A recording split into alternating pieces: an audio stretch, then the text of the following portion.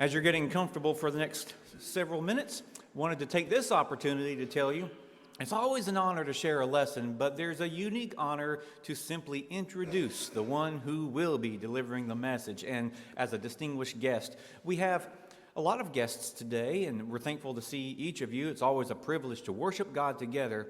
Of course, we have my parents in the assembly today, and which is exceptional. But if we rewind the months and the years, the last time they were both in the assembly, as well as with my aunt, my mom's sister, it was to hear a mission report from none other than Dorian. The coincidence of that, that's very unique. So it is for me an honor to introduce our guest speaker today, who is representing Partners for Africa, which began February of 2008 with Dorian and Sherry Flynn. Following their desire to devote themselves to full-time missions in Southern Africa, and as is typed, joining our team more than 5 years ago, their son, Lee, and grandson, Tristan. And I'll pause for a minute to say I enjoy telling the story of how in about 2000, 2001, I moved to Florence, Alabama, began my schooling, visited lots of congregations, and just had an impression, like a photograph, burned in my mind audibly as well for the recording when I visited a congregation and saw the podium space filled with the persona of Dorian Flynn. And I thought, instant example right there to see him. And I wanted to get to know him more, got plugged in with a congregation, and didn't see him as often when he was just 2 or 3 miles from me as when I moved here and I found out that Oak Hill supports the Partners for Africa work. So it was a joy to look forward to at least once a year and staying in touch with the Flynn family through the Oak Hill congregation. That was such a joy and has been for 10 to 11 years now. So I wanted to share that with you and tie that up in just a minute. Inspiration for our name comes from, they say, Philippians 1:3-6. I thank my God every time I remember you, upon every remembrance of you. In all my prayers for all of you, I always pray with joy because of your partnership in the gospel from the first day until now. And we love how they combine good news with good works. You'll hear about that today. As they say, as is provided for us, we meet physical and emotional, spiritual needs, resulting in many opportunities to share the word of the Lord. And from this point forward, of course, with all honor and respect and remembrance, we do look forward to future updates and messages from Lee Flynn as it begins today. So at this time, Lee Flynn, thank you.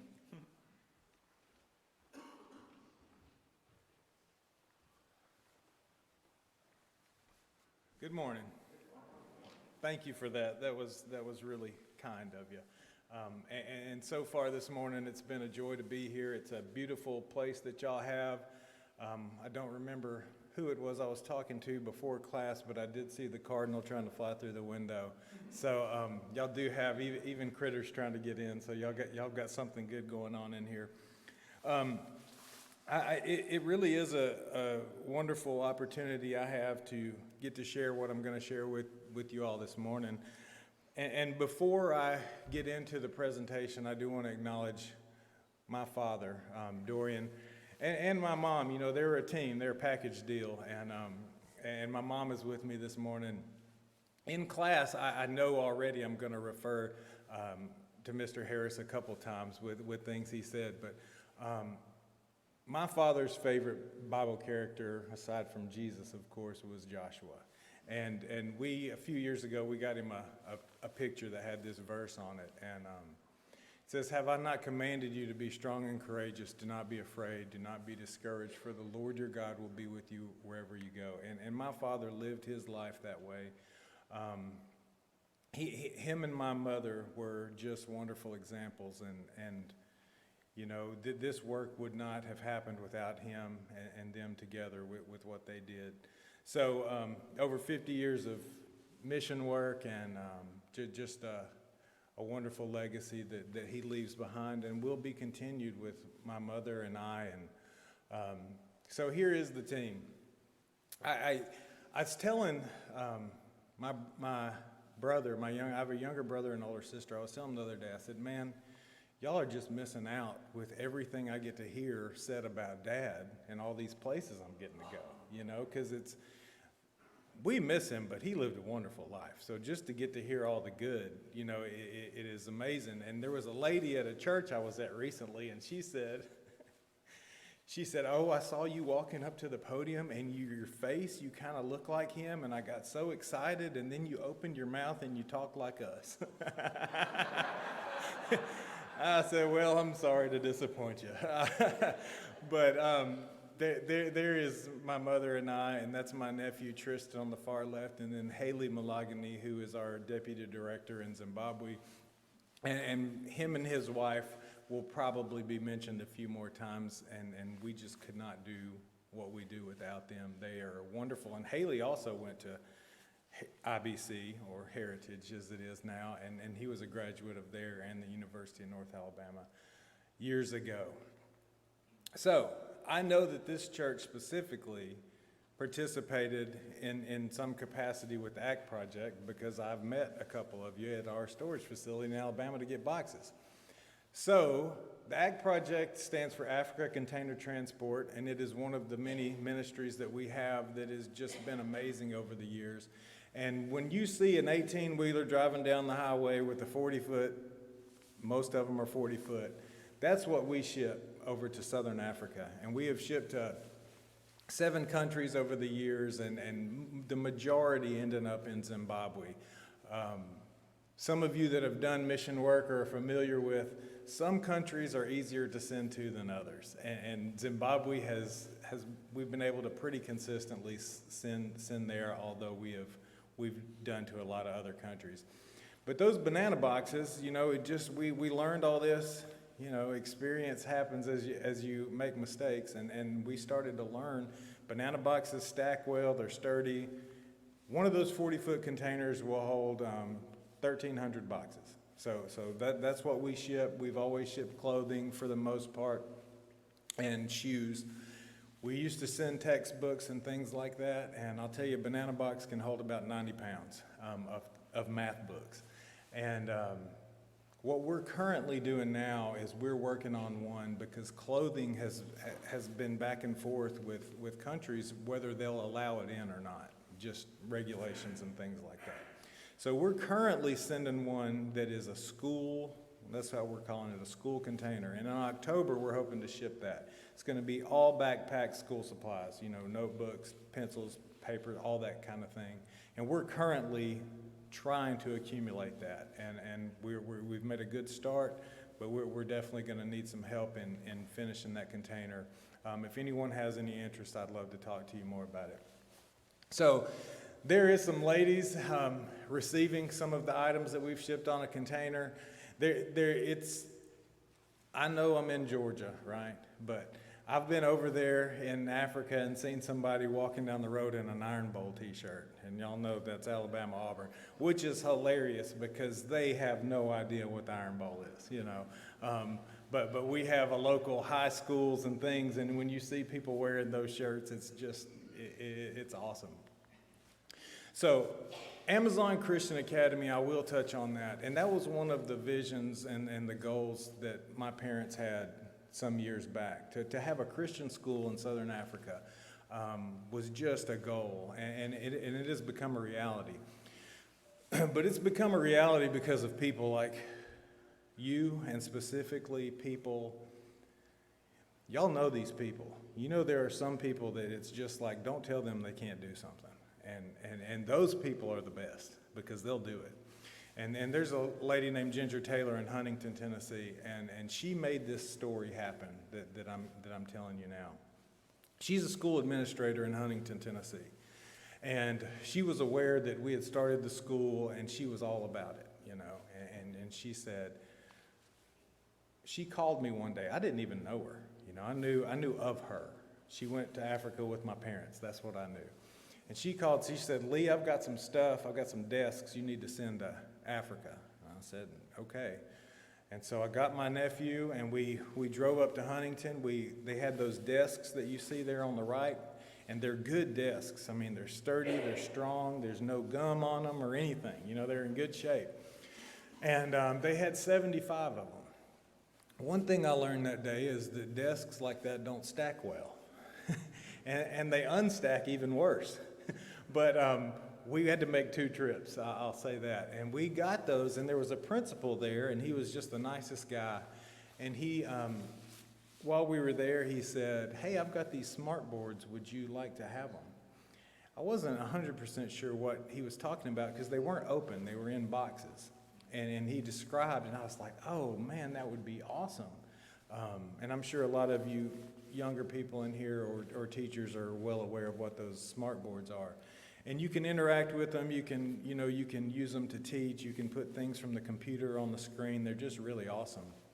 And I said, oh, I'd love to have one. He said, well, how many do you want? And all of them, you learn to answer questions better as a missionary the longer that you do this. And so he had 13 of them, and he said, they're yours. And that's just another example of what an embarrassment of riches we have in the United States. I mean, this is great technology, and this school didn't even get to it. They're on to the next thing. They never even opened them, So this is us loading in Sheffield at our storage facility, which a couple of you have been to. And that's my friend Chris that has no idea. His face gets shown all over the place. and we're loading there those desks. And that's Haley there in Zimbabwe receiving the desks. And you can see the boxes up there. Those are the smart boards. And then there's the students in the desks being taught with those smart boards, which just makes me so happy. Because that's really one person's enthusiasm that made that happen, and we just got on board with, yeah, let's do it. We can do it. We'll come get them. And then look at what happens as a result of it. That's what can happen. The class this morning was talking about obedience, and it's amazing what can happen when I'm obedient. and it's also just amazing how frustrating and difficult my life can be when I'm not, and that's what I think about with God's will. When I get in line with God's will, my life just seems to work, and when I get off in the weeds, or I think like somebody said in class, or I really try to force my will, it doesn't work. The Dad Project is what we call our water. This is where we drill wells, and people love to drill wells, and why wouldn't they? People that need water and who are walking miles and just buckets on their head and all kinds of things, we've been able to find a way to bring water to remote villages and places in need. And some of these numbers are just they're hard to believe, and I've had a front row seat for it, 150 wells, that number's not even current. It's 160 wells already in 19 years that we've been able to drill. 420,000 people receiving clean water daily. We've been able to drill in 5 different countries. We've had 34 congregations that have been planted as a result of wells, meaning we put them in a strategic location with that being the goal, Obviously, we want to quench people's thirst. We want people to be able to plant vegetables. We want girls to be able to get education. We want all that. But what is the goal? There's an underlying theme that hopefully I will consistently bring back to the top of the conversation. And we've got wells being dug right now. Water gives life, and a couple different ways. So on the left there is one of the fancy ones that we get the opportunity to do. That's solar power. The solar power with a tank allows to pull the water and hold it in a tank, and then we have a spigot that you can turn on and off as needed. And then the one on the right is the more traditional kind with the pump, that you pump it to get the water to come out, But that picture there, you see that girl there getting water. That's for a reason. So in southern Zimbabwe, or in Zimbabwe in southern Africa, a lot of the young people do not get an opportunity to get an education. And the reason being is that sometimes there's more important things than going to school. And those important things could be like getting water for your family for that day, for washing and cleaning and hygiene and all the things that you have to have. And some people walk a mile or 2 miles to get with a bucket, you know, and the young girls are in that culture are the ones who will do that. You know, that's just how it is. And so there's a lot of girls that, as a result of a well being drilled in a certain location, not only do they not have to walk far, they can go to school now because water is right there. And you know that education is it's so valuable, you know, and that vicious cycle is just going to continue and continue. But with an education, there are doors that are open for people. You know, you might be able to get a job. You might be able to have a life that is bigger than just living there, walking to get water all day. So it's an amazing thing. And this is the goal, living water, right?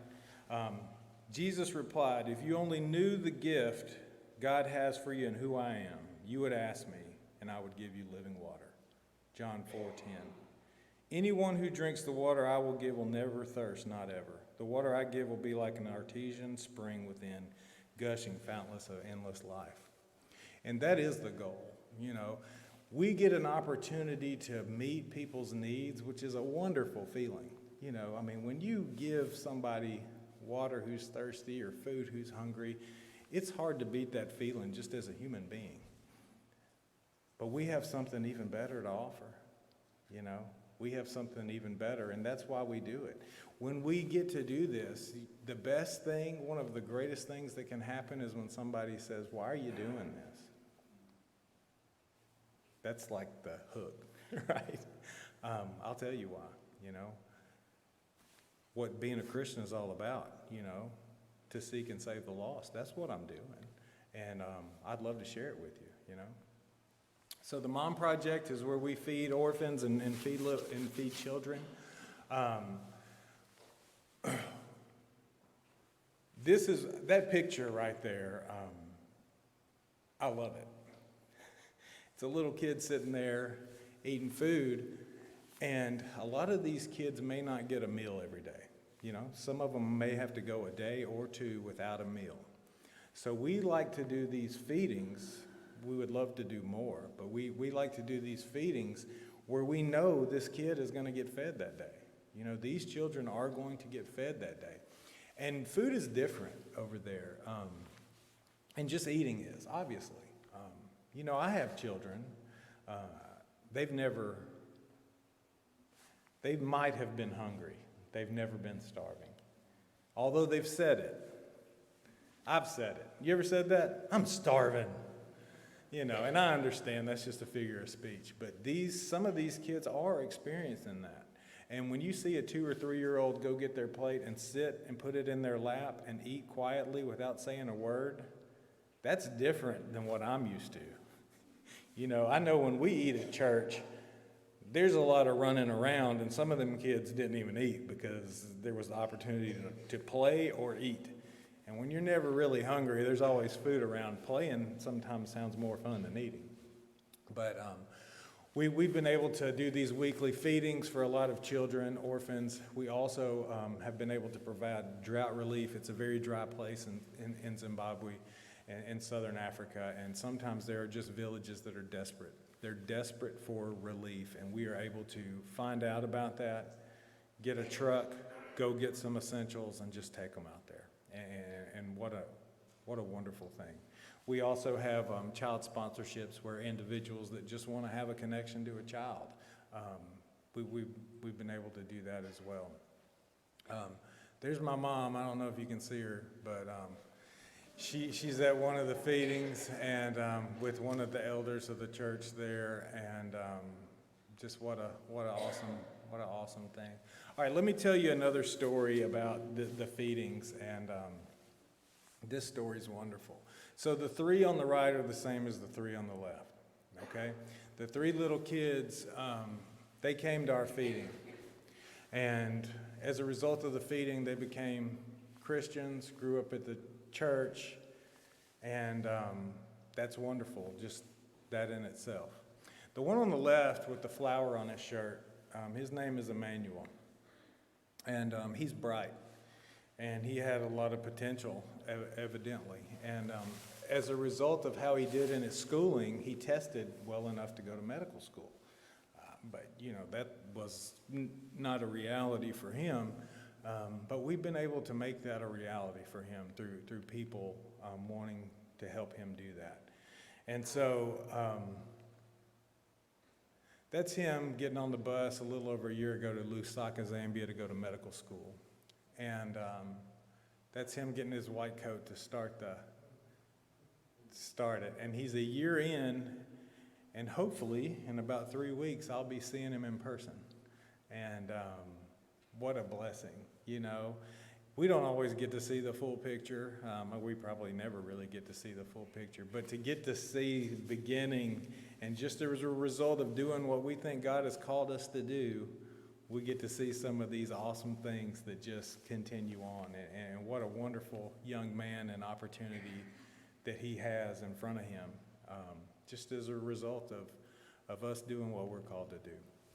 We have a medical clinic there that is right next to the school. We did the medical clinic first, and Emmanuel has he said, what if I could come back and work at that medical clinic? And what if he could?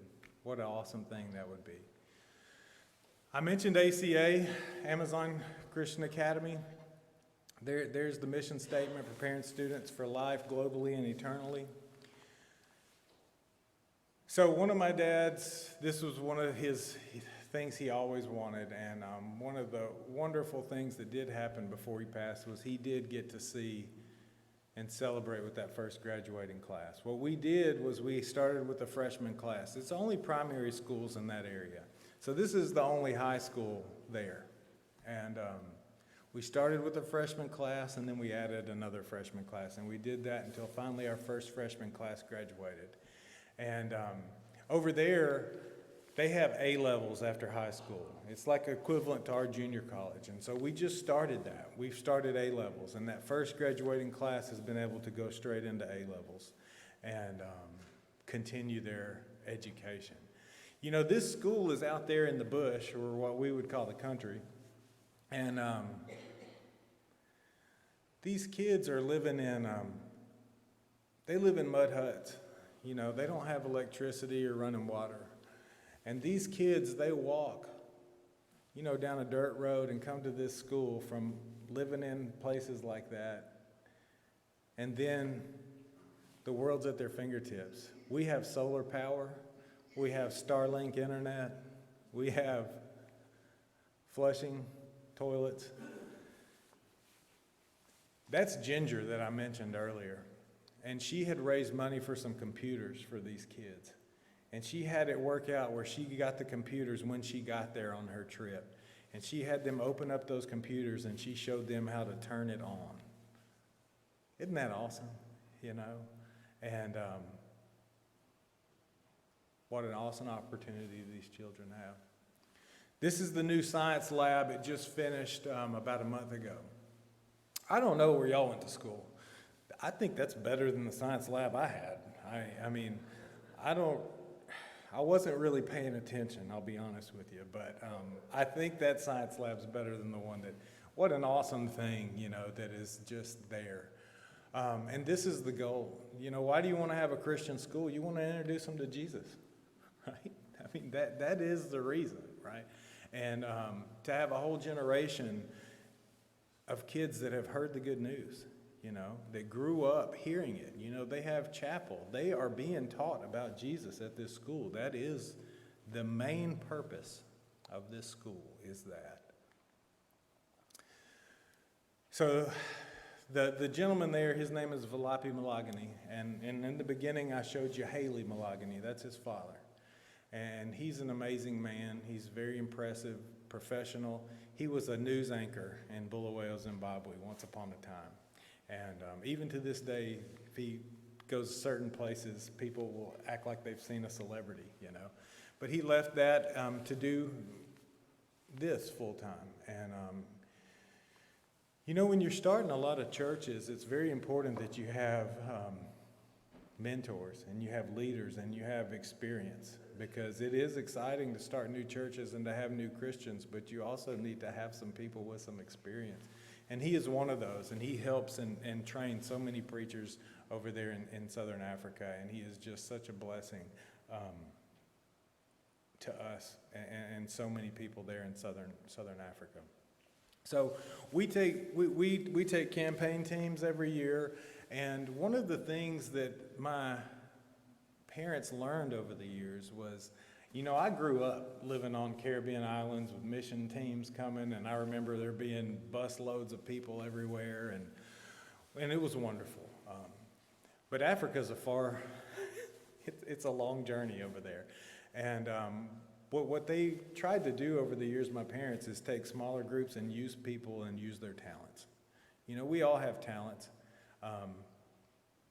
It's funny that I'm up here talking to y'all.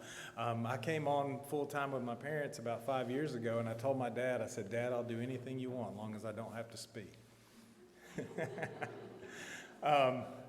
Some of us know what our skills are, and then we still have to be open to other things. But we do, people that go on these campaign teams, some teachers teach at our school. Some preachers or ministers or youth ministers or people that are in ministry, they preach, they teach seminars. Some people work with VBS. We have coaches, we have former athletes that do sports camps. We try to do as many different tracks as possible to be helpful and use people and their abilities to spread the gospel of Jesus, you know. And it is really awesome when you feel like you're in your lane and you're just getting to do what God gave you to do. So that's very important to us. Born again, I'm wrapping up here. 749 baptisms. This is through, 7 countries, connected with a lot of different works. 4 new churches planted in this past year, and the outreach. So many congregations have been started in these 19 years. And it is just a blessing to be a small part of it. But what is our real purpose? This is our purpose for Partners for Africa, It is the Great Commission. Therefore, go and make disciples of all nations, baptizing them in the name of the Father, and the Son, and the Holy Spirit, Matthew 28. Mr. Harris said this in class as well. He said, we have a great example, and the best example is Jesus Christ himself. That is the example that we have. And we have a book that shares that with us. And that is my job, is to share that with other people. The greatest example is Jesus. It's our call to action. It's it's a challenge. We've been challenged to do this. And growing up as a young guy, I thought that how I saw the people up front doing it was the only way. There's many other ways to do it. We all have our abilities and our weaknesses, and God can use anybody because he made us, right? So I can be useful. The biggest barrier for me being useful is me, If I will become open and say, God, use me, the opportunities will arrive. As Christians, we get to live and tell people the good news. So, what is my purpose? I saw y'all's bulletin when I got here, and I go, that's the picture from my slide. And then I read it a little closer, and I was like, that is my slide. So, takes me a minute, but I catch up, all right? But here is my purpose. Jesus replied, love the Lord your God with all your heart and with all your soul and with all your mind. This is the first and greatest commandment, and the second is like it. Love your neighbor as yourself. So, today, if you don't have a purpose and you're looking for one, you're looking for a reason to be here and what to do with your life, we have an answer for that. And maybe it's just that you've gotten off track and you need to get back in gear and be reminded and make a new resolution to get in line with your purpose. There are wonderful people at this church, because I've met some of them today, who would love to talk to you and help you with that. But if you're interested, won't you come as we stand and sing?